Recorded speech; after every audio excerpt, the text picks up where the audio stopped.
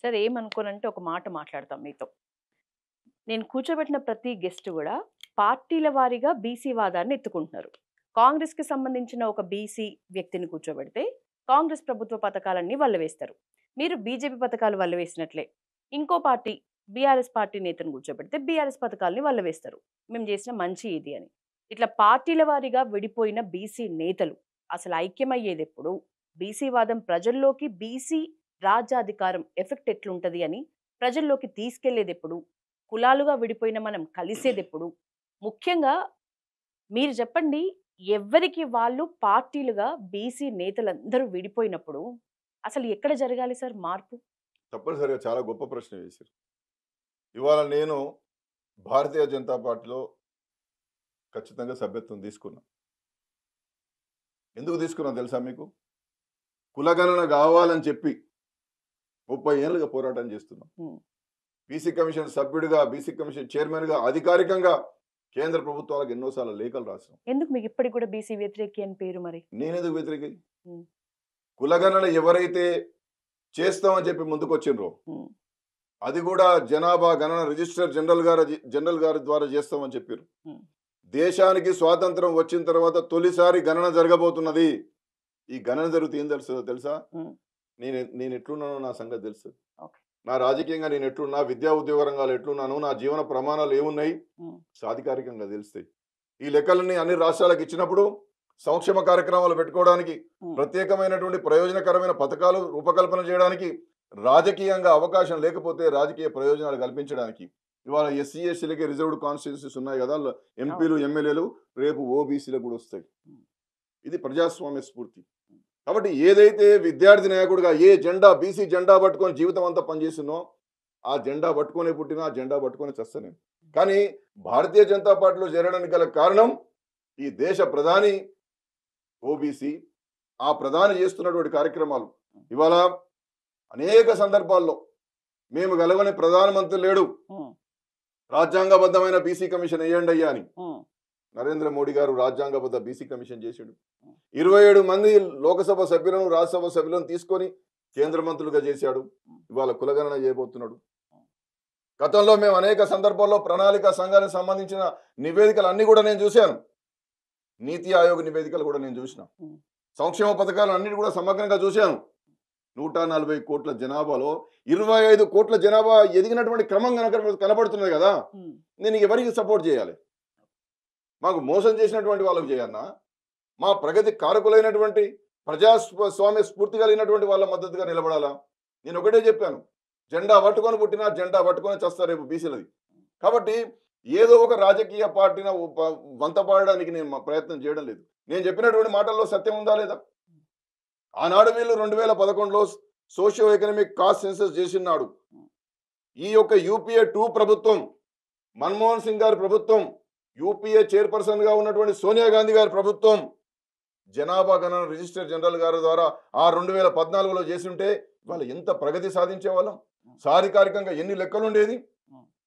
వాటికి ఏందండి, వాటికి అడుగు తినే కులాలు ఉండడం ఏందండి, విముక్త అవును. జాతులు ఉండడం ఏందండి, సంచార జాతులు ఉండడం ఏందండి?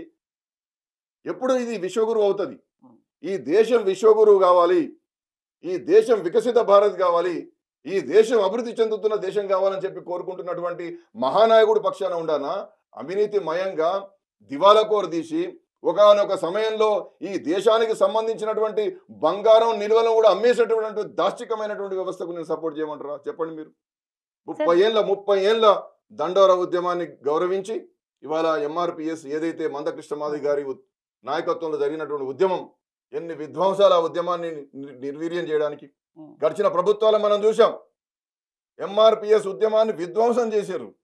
ఆ ఇష్యూను పట్టుకున్నటువంటి ఆ మందకృష్ణ మాదిగ గారిని బలంగా కౌగలించుకొని మీ పక్షాన కేంద్ర ప్రభుత్వం ఉందన్నారు కదా, వెంటనే ఇవాళ వర్గీకరణ జరిగింది. హ్మ్. ఇది ఎంత గొప్ప విషయం, అది ఎంత ప్రజాస్వామ్య స్ఫూర్తి. ఒక ప్రధానమంత్రి, ఒక సామాజిక పరివర్తకుడైనటువంటి ఒక ఉద్యమ నాయకుడిని బిగ్గరగా లక్షలాది మంది ముందు కవలించుకున్న విషయం అది మందకృష్ణ చిన్న మాదిగని కవలించుకున్న విషయం కాదు. లక్షలాది పేద ప్రజలను కవలించుకోవడం, లక్షలాది పేద ప్రజల కన్నీళ్లను చూడడం, అదే ఆలోచించమని చెప్తున్నా యశోద గారు నేను. సార్ 2010లో కృష్ణమూర్తి తీర్పు. ట్రిపుల్ టెస్ట్ దీనికి సంబంధించి వివరంగా చెప్పండి సార్. కృష్ణమూర్తి కేసులో ఈ స్థానిక సంస్థలకు సంబంధించి విద్యా ఉద్యోగాలు అంటే 50% అనేది ఉంది. కానీ రాజకీయ రంగంలో కూడా స్థానిక సంస్థల రిజర్వేషన్లు వచ్చాయి కదా. కాబట్టి రాజ్యాంగంలో దానికి సంబంధించి కూడా 50 ఉండన్నా ఎంత ఉండన్నా లేదు. ఆ కృష్ణమూర్తి కేసులో అక్కడ కర్ణాటకలో సుమారు 80% ఉండేది రిజర్వేషన్లు. ఈ కృష్ణమూర్తి గారు కేసు వేసారు. దాంట్లో ఏం చెప్పినారంటే అది కూడా వర్టికల్ 50 దాటద్దు. ఏది అక్కడ కూడా క్యాప్ పెట్టారు స్థానిక సంస్థలకు. మీరు ఎట్లా పడితే అట్లా పెట్టుకుంటే ఎట్లా అని. అక్కడ కూడా మీరు మళ్ళీ అసాధారణ పరిస్థితులు సృష్టిస్తే మా దృష్టికి తీసుకురండి, మళ్ళీ ఆలోచిస్తామన్నారు. అందుకని ఒక డెడికేటెడ్ కమిషన్ వేయమన్నారు. Number 1. Number 2 test contemporaneous rigorous empirical enquiry. అంటే వర్తమాన స్థితిగతులకు అనుగుణంగా సమగ్రంగా ప్రతి గ్రామాన్ని యూనిట్గా తీసుకొని రాజకీయ వెనుకబాటుతనాన్ని నిర్ధారించమన్నారు. ఎస్సీ ఎస్టీ బీసీ ఇవి 3 కలిసి 50% దాటొద్దన్నారు. ఇది ట్రిపుల్ టెస్ట్. ఈ ట్రిపుల్ టెస్ట్ 2010లో చెప్పారు, 2021లో కృష్ణమూర్తి కేసులో చెప్పారు, దాని తర్వాత రమేష్ రాహుల్ కేసులో చెప్పారు, సుదర్శన్ మహాజన్ కేసులో చెప్పారు, అనేకమైనటువంటి కేసులో చెప్పారు. ఒక్కసారి సుప్రీంకోర్టు ఒక జడ్జిమెంట్ ఇచ్చినప్పుడు ఆర్టికల్ 141 ప్రకారం అక్రాస్ ద నేషన్ ఆ యొక్క జడ్జిమెంట్ వర్తించాలి. అందుకనే ఇవాళ నేను ప్రామాణిక పద్ధతులు అనేది మీకు పదే చెప్పిన. ప్రామాణిక పద్ధతులు ఏమనగా డెడికేటెడ్ కమిషన్. ఏ డెడికేటెడ్ కమిషన్ ఎట్లా వేయాలండి? కమిషన్ ఆఫ్ ఎంక్వైరీస్ యాక్ట్ 1952 ప్రకారం కావచ్చు. అదే కృష్ణమూర్తి కేసులో ఏం చెప్పినారంటే a dedicated commission need to be appoint under article 340.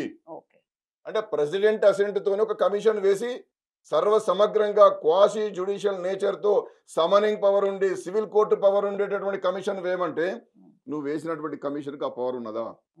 BC welfare నుండి జీవో 49 అని ఇచ్చి నెల రోజుల పట్టుకరాపో అని చెప్పి నువ్వు ఇచ్చినావు, కమిషన్ ఇచ్చినావు. ఆ కమిషన్ ఇచ్చిన ఇవి దేనికి పనికి వస్తుంది? నువ్వు 50% దాడుతా అంటున్నావు మళ్ళా. కాబట్టి ఇవన్నీ కూడా మాకు మేలు జరగాలని చెప్పి గొంతెత్తి అరుస్తున్నా నేను. 50% దాటకూడదని కాదు, 50% దాటాలి, నిలబడాలి. మా వాళ్ళు సర్పంచ్లు కావాలి, వార్డు మెంబర్లు కావాలి, ఎంపీటీసీలు కావాలి, ఎంపీపీలు కావాలి, జడ్పీ చైర్మన్లు కావాలని. ఎమ్మెల్యేలు ఎంపీలు కాకపోతే కనీసం ఇవ్వైతుంటే కూడా వీటిని కూడా నిలబెట్టలేనటువంటి ఒక వీక్ కలిగినటువంటి చట్టబద్ధత లేనటువంటి పద్ధతులు ఎందుకు ముందు పోతారు? 50% రిజర్వేషన్ కి సంబంధించి 1992 రిజర్వేషన్ తీర్పుకు గాని 2021 వికాస్ కిషన్ రావు ఈ తీర్పుకు గాని ఈ 2 తీర్పుల్లో కూడా తేడా ఉందా సార్? 50% క్యాప్ విషయంలో తీర్పులు ఒకటేనా? కృష్ణమూర్తి కేసు 2010, ఇదే 21 వికాస్ కిషన్ రావు కావాలి. ఈ 2 కేసులు స్థానిక సంస్థలకు సంబంధించి. మహారాష్ట్రలో కూడా ఇదే పరిస్థితి వచ్చినప్పుడు వికాస్ కిషన్ రావు గవాలి కేసు మొన్న ముగ్గురుతో కూడినటువంటి రాజ్యాంగ ధర్మాసనం, కృష్ణమూర్తి 5గురితో కూడిన ధర్మాసనం. అది ఏమో 92 ఏమో 9 మందితో కూడిన రాజ్యాంగ ధర్మాసనం. అది విద్యా ఉద్యోగ రంగాలకు సంబంధించి ఇన్ జనరల్ గా 50 క్యాప్ పెట్టినారు. లోకల్ బాడీస్ సంబంధించి కృష్ణమూర్తి వికాస్ కిషన్ రావులో లోకల్ బాడీస్ సంబంధించి ఈ 2010 తర్వాత చాలా రాష్ట్రాలు దాన్ని అమలు చేయకపోవడం ద్వారా మళ్ళీ 2021లో మళ్ళీ వికాస్ కిషన్ రావు కావాలో కేసు చెప్పారు. ఇప్పుడు కూడా మనం మాట్లాడుకునేది ఏంటంటే కోర్టులు ఏమైనా పెట్టనివ్వండి, కోర్ట్స్ ట్రిపుల్ టెస్ట్ ఫాలో కావాలి, చట్టబద్ధంగా ముందుకు పోవాలి, 50 దాటదని చెప్తాయి. కానీ అసాధారణ పరిస్థితులు అనేది మనకు ఒక అవకాశం ఉన్నది కదా. ఆ అసాధారణ పరిస్థితులను నువ్వు ఎందుకు క్రియేట్ చేయడం లేదు? వీళ్ళు ఏమంటారంటే మేము సిపెక్ చేసినాం. సిపెక్ అంటే socially, educationally, employmentally, economically, political caste survey మేము చేసినాం కదా. నువ్వు చేసింది ప్లానింగ్ డిపార్ట్మెంటు. నువ్వు చేసిన సిపెక్ సర్వే చట్టబద్ధమైన కమిషన్ చేసింది కాదు. కోర్టు చెప్పింది చట్టబద్ధంగా చేయవయ్యా అని చెప్పింది. నువ్వు చట్టబద్ధంగా చేసే అధికారం నీకు ఉండగా నువ్వు ప్లానింగ్ డిపార్ట్మెంట్ నుండి ఎందుకు చేస్తావు? ఇక్కడ బీసీ కమిషన్ ఒకటి చట్టబద్ధమైన బీసీ కమిషన్ ఉన్నది కదా, ఆ బీసీ కమిషన్ ద్వారా ఎందుకు చేయించవు? ఎందుకంటే అది సుప్రీంకోర్టు చెప్పినటువంటి చట్టబద్ధమైన బీసీ కమిషన్. అది ఆ కమిషన్ ద్వారా ఎందుకు చేయించవు? నువ్వు డిపార్ట్మెంట్ ద్వారా ఎందుకు చేయిస్తావు?